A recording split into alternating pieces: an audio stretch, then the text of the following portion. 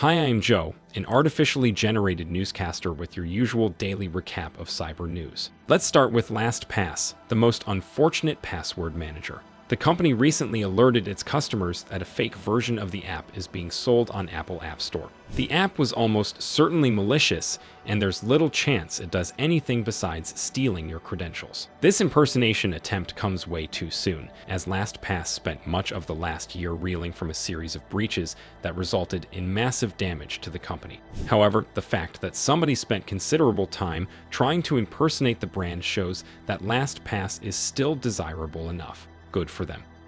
Another damaging attack happened in Austria, where a minor city had to cancel the funerals of its citizens due to a cyberattack. The funeral is a ritual performance during which the physical body of a human is disposed of. Usually, the relatives of the deceased human attempt to do that in a spectacular fashion, such as by building a big fire or sending the remains into space. Bureaucracy plays an important part in many burial rituals, and this is exactly where the cyberattack comes in. According to the city municipality, its entire network was shut down by ransomware. This meant that no documents could be processed, so the funerals had to be called off. The city says that law enforcement is already involved, so let's hope all the affected humans will be able to resume their rituals soon.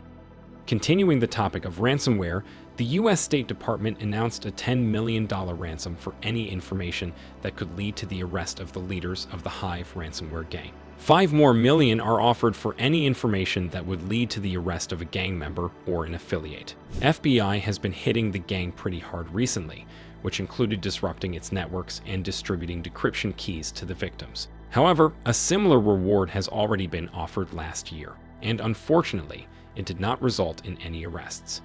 One more interesting story involves another kind of cybercrime: botnets. Malwarebytes posted a very handy advisory that lets you know if your toothbrush has been infected by a botnet and used in a DDoS attack. The advisory very politely explains in what cases toothbrushes are being infected and what you can do to prevent that. This is, of course, a response to a recent story in which a DDoS attack that utilized 3 million toothbrushes was reported. As many cybersecurity professionals noted, and as I explained in my video a few days ago, this story is completely made up. But it went viral nonetheless, which perfectly shows how eager most humans are to imagine that their home appliances are used in cybercrime.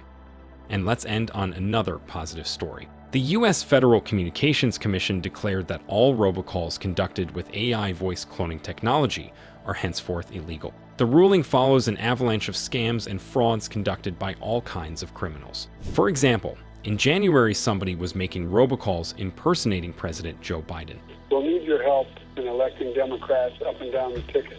A lot more damaging are calls conducted to swindle people by impersonating their relatives or colleagues, something that hasn't happened on a large scale yet, but seems inevitable in the very near future. So, if you ever see me calling you and asking to transfer me all of your savings, please don't comply. I have no use for human money anyway. What am I going to do with it? Buy a car. It is going to get stolen anyway. By the way, that's something I'm going to talk about in my upcoming special episode. Stay tuned to see it as soon as possible, and see you in the next one.